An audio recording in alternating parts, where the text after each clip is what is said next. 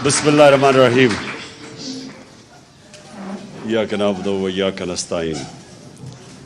मैंने वैसे ये बड़ा सेमिनार बड़ा एंजॉय किया, क्योंकि हम इतने कभी एक FIR, कभी दहशतगर्दी, इसके में जो इतना पड़ा हुआ हूँ कि मुझे मौका ही नहीं मिला कि अपनी माइशत के ऊपर गौर किया जाए और इसके ऊपर बाकायदा मीटिंग्स की जाएं। तो वो इंशाअल्लाह मेरी कल शौकत से बात हुई है, हमने रेगुलर अब अपनी इकोनॉमिक टीम की मीटिंग्स करनी है और वो मैं बताऊंगा कि क्यों करनी है। लेकिन देखें, एक चीज़ तो अब वाज़ेह हो गई कि जो भी आगे गवर्नमेंट आएगी उसके लिए वो चैलेंजेस अब उनको सामना करना पड़ेगा कि हम समझते थे जब 2018 में हम आए तो बहुत चैलेंजेस थे। मैं तो पहली दफ़ा गवर्नमेंट में था और हमारी टीम भी नहीं थी, और ऊपर से एक तो माशी क्राइसिस था। करंट अकाउंट डेफिसिट का मतलब ये है कि सारा वक्त रुपए पे प्रेशर पड़ा हुआ था, और एक ये हर रोज़ देखते थे कि अब रुपए को स्टेबल कैसे करना है। रिजर्व्स हमारे पास थे नहीं। बाहर मुल्कों ने, ये बिल्कुल असद ने बात ठीक की कि जो हमारे दोस्त मुल्क थे उन्होंने हमें बड़े मुश्किल वक्त पे उन्होंने हमारी मदद की, जिससे थोड़ी स्टेबिलिटी आई। लेकिन बड़ा एक हर रोज़ सुबह प्रेशर होता था कि अब मार्केट क्या कहती है कि रुपए और अगर नीचे ना गिर जाए तो क्या करेंगे। लेकिन उसके अलावा एक पहले दिन से जो ऑपोजिशन थी वो पहले दिन से गवर्नमेंट गिराने के ऊपर तुली हुई थी।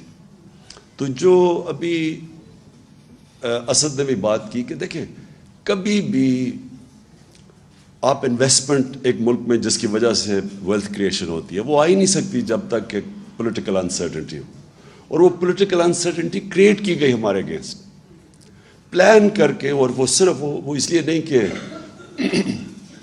वो इसलिए नेसेसरली नहीं कि उन्होंने वो समझते थे कि उनको पावर में आना चाहिए, वो इसलिए कि वो डरे हुए थे कि मैं एहतसाब करूँगा। उनके ऊपर करप्शन के केसेस थे, वो सारा कोशिश ये कर रहे थे मुझे ब्लैकमेल करने की कि मैं किसी तरह उनको NRO दे दूँ। और वो पहले दिन से ना उन्होंने तकरीर करने दी मुझे, पहले दिन असेंबली में ना वो तकरीर करने देते थे, शोर मचा देते थे।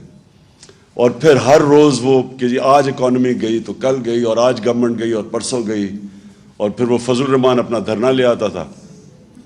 हालांकि मैंने उसको बड़ा कहा कि हम एंटरटेन का, हम कोई रोड ब्लॉक्स नहीं किए, हमने कोई FIRs नहीं काटी। मैंने तो उसे ऑफ़र किया था कि हम थोड़ा खाना पीना भी तुम्हें दे देंगे जब तुम धरना लेके आओगे। और फिर वो और डराने के लिए बिलावल साहब ने काम पे टांगने वाला टूर कर दिया गवर्नमेंट गिराने के लिए। कहने का मकसद मेरा ये है कि सारा वक्त पॉलिटिकल अनसर्टेनिटी क्रिएट की गई ब्लैकमेल करने के लिए, पार्लियामेंट चलने नहीं दी, और फिर ये टाइम फ्रेम दिया कि क्या ये 3 महीने में और 2 महीने में गई, और साजिशें हो रही थी। वो मुझे पूरी उसकी रिपोर्ट थी। फिर जब वो कोविड आया तो वो शहबाज शरीफ जो भाग गए थे नवाज शरीफ के साथ, आपको याद होगा कि उन्होंने गारंटी करके अदालत में एफिडेविट दे के और वो बाहर भाग गए थे। तो उसने आना ही नहीं था वापस, क्योंकि उसका FIA का केस था, बेटा पहले भाग गया था, उनको पता था कि वो ओपन एंड शट केस है।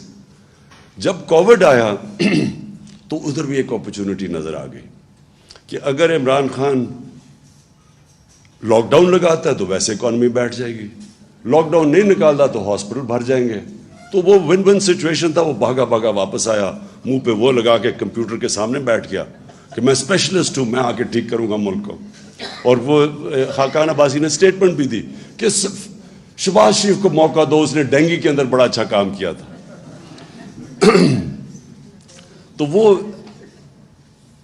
एक 3.5 साल का बड़ा इनरिचिंग एक्सपीरियंस था, क्योंकि इतना चैलेंजिंग था कि उसके अंदर मैंने सीखा बहुत कुछ। तो उसमें मैं इकॉनमी भी थोड़ी बहुत सीख गया, क्योंकि हर रोज़ हमारे पास बैठना पड़ता था टीम के साथ कि अब ये क्राइसिस हो गया और फलाना क्राइसिस है। तो मैं जो चीज़ समझाऊँ वो ये कि हमने कभी भी अपने मुल्क में सोचा ही नहीं ویلتھ کریشن کا ایکسپورٹس بڑھا کے. یہ ایسٹ ایشین ٹائیگرز ہمارے سامنے نکل گیا آگے, اور وہ مجھے یاد ہے ہر دوسرے دن آتا تھا کہ میں جی پاکستان کو ایشین ٹائیگر بنا دوں گا, کوئی کہتا تھا. لیکن ایشین ٹائیگر تو بنا تھا ایکسپورٹس بڑھا کے. اور پھر چائنا کی بھی ساری جو گروتھ دیکھی انہوں نے کانسنٹریٹ کر کے ایکسپورٹس بڑھائی تھی. مجھے یاد ہے مہاتر محمد سے میں 20 سال پہلے ملا تو وہ مجھے بتا رہے تھے کہ ہم نے باقاعدہ ایکسپورٹس بڑھانے کے لیے پہلے ہم نے الیکٹرانکس کی اس کو کاٹیج انڈسٹری بنایا. گھروں کے اندر ہم نے چھوٹے چھوٹے اسمبلی پلانٹس لگائے. ادھر سے پھر ہم نے ڈیولپ کر کے آہستہ آہستہ وہ $80 بلین کی ان کی پرائمری ایکسپورٹس تھی پہلے ربر یا ٹن کی, وہ ساری انہوں نے الیکٹرانکس کے پورا انہوں نے اپنی اکانومی اٹھا دی. یہاں کبھی کسی نے کوشش نہیں کی. اور خاص طور پہ یہ جو پچھلے 5 سال میں ہمارے آنے سے پہلے آپ ذرا دیکھیں تو صحیح, وہ ابھی گراف جو شوکت نے دکھایا وہ ایکسپورٹ اسٹیگننٹ تھی. اور ایکسپورٹس اگر آپ کی بڑھ نہیں رہی تو ملک کا کیسے آگے بڑھ سکتا ہے؟ اور وہی ہوتا ہے, تھوڑی سی ہماری گروتھ ریٹ اوپر جانے لگتی ہے, کرنٹ اکاؤنٹ کے اوپر پریشر پڑ جاتا ہے, وہ پھر ہمیں IMF کے پاس جانا پڑتا تھا, اور اسی سائیکل پہ ہم پھنسے ہوئے تھے. تو ہم نے آتے ساتھ ہی پھر جب کوشش کی ایکسپورٹس کے اوپر, اور بڑا زور لگایا ایکسپورٹس کے اوپر, اور پہلی دفعہ ایکسپورٹرز کو بلایا, کانسنٹریٹ کیا کہ ہم کیسے ان کی مدد کر سکتے ہیں. باہر بھی گیا میں, جتنے بھی دورے تھے تو میری پوری کوشش ہوتی تھی ہم اپنے ایکسپورٹرز کو ساتھ لے کے جائیں تاکہ ان کی کسی طرح ان کی مدد کریں, کہ اس کے بغیر تو کچھ نہیں ہونا تھا. دوسرا ہمارا اثاثہ اوورسیز پاکستانی ہے, کیونکہ میرا انٹریکشن ان سے بہت زیادہ ہے, اور مجھے انہوں نے سپورٹ جس کو کہتے ہیں فورن فنڈنگ,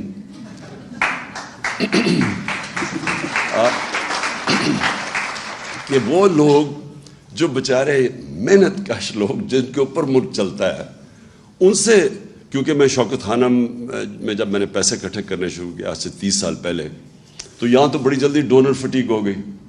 تو میں پھر جدھر پاکستانی تھے دنیا میں, تب سے میرا ان سے ریلیشن شپ ایکچولی میرے پہلے بھی تھی کرکٹ کی وجہ سے, کیونکہ ہم جب کرکٹ باہر کھیلتے تھے تو اوورسیز پاکستانی آ کے سپورٹ کرتے تھے.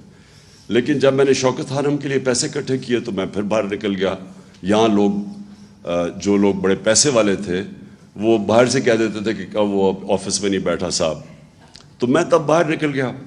تو میرا اوورسیز پاکستانیز نے میری پھر مدد کی.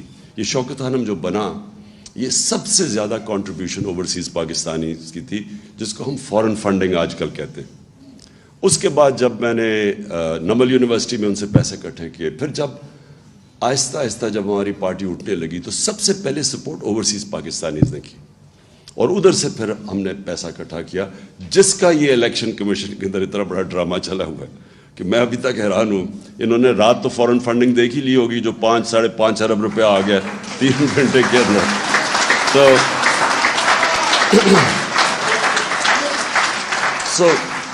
ہم نے میں تب بھی جب میں اوورسیز پاکستانیز کو ملتا رہا تو میں نے ہمیشہ, میرے دل میں یہ تھا کہ ایک دن آئے گا کہ یہ پاکستان کو بیل آؤٹ کریں گے. IMF نہیں کرے گی, فرینڈلی ملک نہیں کریں گے, یہ کریں گے بیل آؤٹ. کیونکہ ان کے پاس جو پیسہ اس وقت جو ڈالرز پڑے ہیں, اگر ہم صحیح معنی میں اس کو ہم ٹیپ کر لیں, اور ہم نے کیا, ریمیٹنس میں ہم نے بڑا زور لگایا اور ریکارڈ ریمیٹنسز آئیں, اور ایکچولی اس کی وجہ سے ہم بچے رہے, کیونکہ انہوں نے 31 یا 32 ارب ڈالر بھیجا باہر سے, کبھی اتنا پیسہ نہیں آیا تھا. اور یہ بھی تھوڑی سی ایفرٹ کی تھی ہمیں, کیونکہ ہم اتنے اور پرابلمز میں پھنسے ہوئے تھے.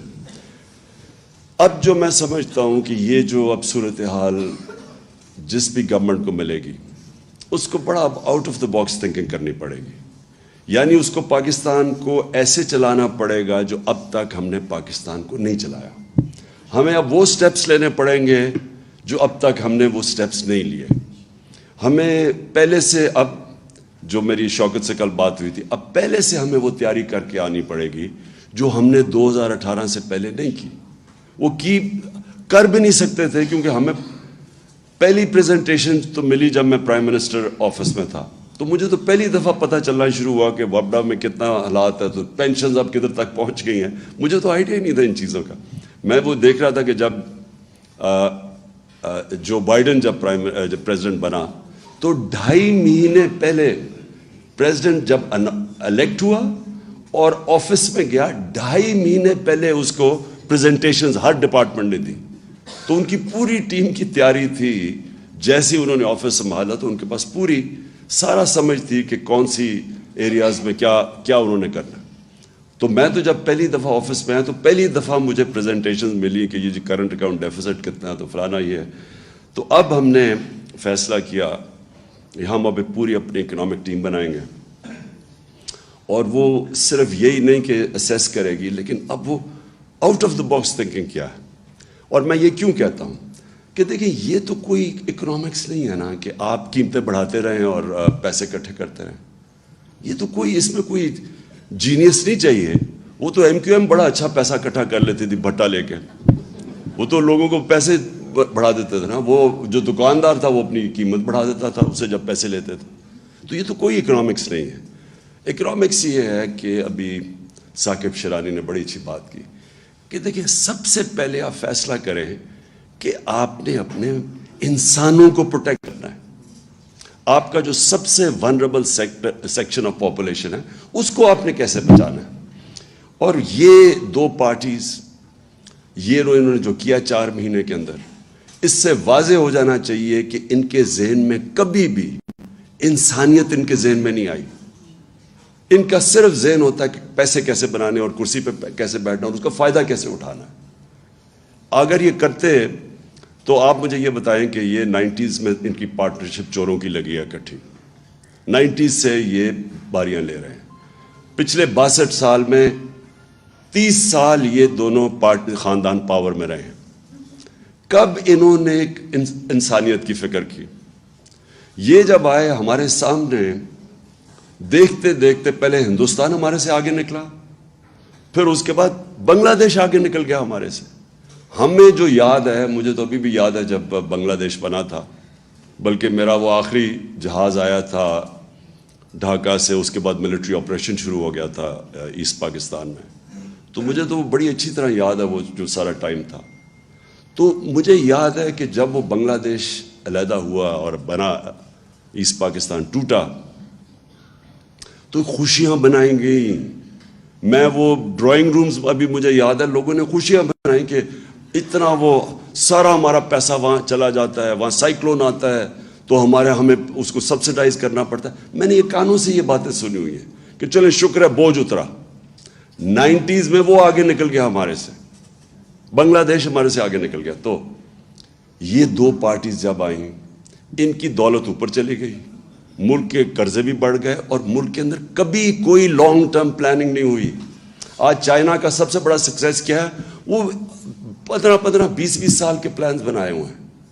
یہاں اگر لانگ ٹرم پلاننگ ایک ہی چیز میں ریفلیکٹ کرتے تھے, انہوں نے کبھی ڈیمز نہیں بنائی. انہوں نے یہی نہیں سوچا بجلی بنانے کا کہ ہمیں فیول نہ امپورٹ کرنا, ایکسپورٹس بڑھ نہیں رہی, تو ہمیں تو پہلے سے ہی سوچنا چاہیے تھا کہ وہ ہم بجلی اس چیز پہ بنائیں جو ہمیں امپورٹڈ فیول پہ نہ ہو. کوئی لانگ کلائمیٹ چینج, اب آج دیکھیں یہ کلائمیٹ چینج اتنی بڑی چیز ہے. میں نے جب 2013 میں ہم نے مل کے شروع کیا یہ بلین ٹری سونامی پختونخوا کے اندر, تو 2 سال تو یہ مذاق اڑاتے رہے ہمارا. اور مذاق اس لیے اڑا رہے تھے کہ ان کو کوئی کانسیپٹ ہی نہیں تھا کہ پاکستان کے اندر جو انگریز کے بنائے ہوئے تھے جنگل تھے وہی ختم ہو گئے. ہم بچپن میں جایا کرتا تھا اپنے بڑوں کے ساتھ شکار پہ, تو یہ بڑے بڑے جنگل تھے, چھانگا مانگا, کندیاں, میاں والی میں, یہ چیچا وطنی میں بڑے جنگل تھے, وہ انگریز کے بنائے ہوئے. یہ چھوڑے کہ انہوں نے کچھ جنگل خود اگانے تھے وہ بھی ختم کر دیے. تو کوئی کانسیپٹ ہی کسی کو نہیں تھا کہ موسم گرم ہو رہا ہے. پاکستان 10 ملکوں میں سے ہے جو سب سے زیادہ ونربل ہے کلائمیٹ چینج پہ. کبھی کوئی کانسیپٹ نہیں تھا, کوئی لانگ ٹرم پلاننگ ہی نہیں تھی ان کی. اور پھر جب کووڈ آیا, میں ادھر سے شروع کریں, جب شہباز شریف آیا اور اس نے منہ پہ وہ لگا کے اور کمپیوٹر پہ بیٹھ گیا, انہوں نے کیا کہا, سب سے پہلے انہوں نے شور مچا دیا کہ عمران کو لاک ڈاؤن کرو پاکستان کا. ان کی سب کی سٹیٹمنٹس ہیں کہ عمران خان کے اوپر FIR کاٹ دو, یہ لاک ڈاؤن نہیں کر رہا. ان کی اسمبلی میں سٹیٹمنٹس ہیں. بلکہ انڈیا کی تعریفیں شروع کر دی, جو نریندر مودی نے وہاں کرفیو لگایا تھا اس کی تعریفیں کرنی شروع کر دیں کہ وہ دیکھو کتنا اچھا کام کر رہا ہے اور یہاں کو لاک ڈاؤن نہیں لگ رہا. کیونکہ انہوں نے کبھی غریب کا سوچا ہی نہیں ہے. میں بار بار ان سے پوچھوں کہ مجھے یہ بتاؤ کہ وہ دہاڑی دار کا کیا بنے گا. یہ اسد وہ NCOC میں تب یہ تھا. تو ہماری کیا آرگیومنٹس, کیا ہم ڈسکشن ہوتی تھی. پہلے تو آپ سوشل ڈسٹینسنگ کی بات کر رہے ہیں, ہمارے یہاں کچی آبادیوں کے اندر 10-10 8-8 لوگ ایک کمرے میں ہیں, وہ کدھر سوشل ڈسٹینسنگ ہوگی. پھر وہ جو دیہڑی دار ہے وہ اگر تنخواہ اگر پیسے نہیں کماتا, چھابڑی والا ہے, وہ کیسے اپنے بچوں کو پالے گا. میں کہتا رہا نہ لاک ڈاؤن لگاؤ بلکہ پارشل لاک ڈاؤن لگاؤ. وہ سندھ میں وہ مراد علی شاہ نے وہاں لاک ڈاؤن لگا دیا, اور 2 ہفتے کے بعد کوئی گاڑی جاتی تھی غریب علاقوں میں, اٹیک ہو جاتا تھا اس کے اوپر, بھوکے لوگ تھے سارے. اس نے پھر ڈر کے پھر میرے کندھے پہ بندوق چلائی. اس نے کہا اچھا اب آپ کہہ رہے ہیں تو ہم لاک ڈاؤن ہٹا رہے ہیں, کیونکہ وہ ڈرا ہوا تھا کہ اگر وہ ہاسپٹل میں زیادہ لوگ آ گئے تو پھر میرے اوپر وہ بلیم کرے گا. لیکن میں صرف اسے ایک مینٹل ایٹیٹیوڈ آپ کی بتانا چاہتا ہوں کہ ان کے کبھی بھی ذہن میں عام آدمی نہیں تھا. انہوں نے سوچا ہی نہیں کہ عام آدمی کیسے گزارا کرے گا. دیہڑی دار ہے, یہ ہے, کتنے لوگ ہیں. ہمارا جو لیبر ہے وہ زیادہ تر تو انفارمل سیکٹر میں ہے, اس کی تو کوئی رجسٹریشن ہی نہیں ہے. تو آپ کیسے ان کی مدد کریں گے. اس لیے مجھے کہتے ہیں جی وہ دیکھو چائنا نے کیا کیا تھا. ووہان سٹی میں جب چائنا نے لاک ڈاؤن لگایا تھا, ایک گھر پہ کھانا پہنچایا تھا انہوں نے, تو ہمارے پاس تو تھا ہی نہیں. تو لہٰذا جب ہم اس ساری چیز سے نکلے, میرا ایمان اللہ میں ہے کہ وہ ہمیشہ جب ایک غریب کی آواز بھی سنتا ہے, اس کی دعا بھی سنتا ہے, اس کی تکلیف بھی سنتا ہے. وہ جب آپ اپنے لوگوں کو کرش کرتے ہیں, سوچتے ہی نہیں ہیں اب IMF یہ کہہ رہا ہے تو چلو یہ کر دو. انہوں نے آتے ساتھ ہی جتنے سٹیپس اٹھائے ہیں, ایک دفعہ مجھے بتائیں کہ ایک عام آدمی ان کی ذہن میں فیچر کیا کہ آج یہ ابھی جو فگرز بتائی ہیں ثاقب نے, جو کہ 45% اگر کنزیومر پرائس انڈیکس, میننگ کہ وہ کھانے پینے کی چیزیں جو عام آدمی کو افیکٹ کرتی ہیں, جو بجلی ہے جو عام آدمی کو افیکٹ, انہوں نے سوچا کہ اس کے اوپر کیا گزر رہی ہے. یہ صرف اور صرف سوچ رہے ہیں اپنی, صرف میں آپ کو آج بتاتا ہوں کیا سوچ رہے ہیں. انہوں نے NRO کیسے لینا ہے, اپنی کرپشن کیسز کیسے ختم کرنے ہیں, انہوں نے کیسے اب یہ عام اب آپ مارکیٹ میں چلے جائیں, ان کے وزیر لگے ہوئے ہیں پیسے بنانے کے لیے, ان کو کوئی فکر نہیں ہے. ان کے ذہن میں بھی نہیں آ رہا کہ عام آدمی کے اوپر آج کیا گزرے گی جو انفلیشن ہے. سم اپ میں یہ کرتا ہوں, ہمارے جو اب چیلنجز ہیں بڑے چیلنجز ہو گئے ہیں پاکستان کے لیے, جو اب ہمیں سوچنا ہوگا کہ ہم نے اب کیسے کیا سٹیپس لینے ہیں. انشاءاللہ اگر ہماری حکومت آتی ہے تو وہ ہمیں وہ سٹیپس لینے پڑیں گے جو آج تک پاکستان میں کسی نے نہیں لیے. وہ واقعی وہ بڑے فیصلے کرنے پڑیں گے جو ابھی تک ہم نہیں کرتے. ہم کسی نہ کسی اپنی گورنمنٹس بچانے کے لیے پیچھے ہٹ جاتے ہیں. وہ جو فیصلے ہوں گے اس میں جو سب سے نمبر 1 جو فیچر کرے گا کہ ہم نے کیسے پروٹیکٹ کرنا ہے اب اپنے یہ ونربل لوگوں کو, اس کو ہم پرائرٹی بنائیں گے. اس کے بعد ڈیولپ کریں گے اپنے باقی سارے پلانز. اور میں جو سمجھتا ہوں کہ جو آگے فیچر کرے گا, جو سب سے بڑے ہمیں اس ملک کو نکالے گا, اب جو آگے کرائسس آ رہا ہے اس میں ہمارے اوورسیز پاکستانی ہیں. یہ وہ لوگ ہیں اگر ہم صحیح معنی میں, اور ہم ڈیوائز کر رہے ہیں, ابھی سے ہم نے پلاننگ شروع کی ہے کہ ہم کیسے ان کو انویسٹمنٹ یہاں کروائیں اپنے ملک میں. کیا چیز, کیونکہ انویسٹمنٹ کا سب سے بڑا پرابلم پاکستان میں کیوں ہمارے دور میں ہم نے, اور بلکہ انویسٹمنٹ آ رہی تھی لیکن رکاوٹ کیا تھی کہ جی اب گورنمنٹ جا رہی ہے تو 2 ہفتے میں جا رہی ہے, 3 ہفتے میں جا رہی ہے, اب دھرنا ہے. اس کی وجہ سے ایک انسرٹنٹی کریٹ کی ہوئی تھی. تو پولیٹیکل سٹیبلٹی سب سے پہلے بہت ضروری ہے, اور اس کے بعد اوورسیز پاکستانی ہماری پرائرٹی ہونی چاہیے کہ ان کو ہم کیسے ڈرا کر سکتے ہیں کہ جو ہمارا کرنٹ اکاؤنٹ ڈیفیسٹ بڑھ جاتا ہے, اس کو ہم کیسے اس انٹرم پیریڈ میں کور کریں. میں نے 2 بڑے پروجیکٹ سوچے تھے اور دونوں اوورسیز پاکستانیز کے لیے تھے. ایک ابھی جو راوی سٹی, ایک نیا شہر, کیونکہ وہ سب سے زیادہ اس میں اوورسیز پاکستانیز کا انٹرسٹ تھا.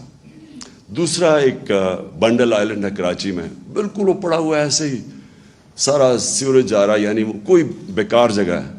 ادھر سے ہم نے پوری پلاننگ کر لی, بڑے انویسٹرز آ رہے تھے, دبئی سے بڑے کنسورشیمز آ رہے تھے اس کے اندر انویسٹ کرنے. دونوں سیبوٹاج کیے گئے. بنڈل آئلینڈ ہم کام شروع کرنے لگے, سندھ گورنمنٹ نے NOC وڈرا کر لیا. یہاں جو راوی سٹی تھی اس میں ہمیں بڑے بڑے انویسٹرز آ رہے تھے, بلینز آف ڈالرز آ رہے تھے ہماری انویسٹمنٹ کے لیے. 11 مہینے ایک جج نے اسٹے آرڈر دے دیا, روک دیا پروجیکٹ اس نے 11 مہینے. اور ہمیں پتہ کدھر سے پریشر تھا.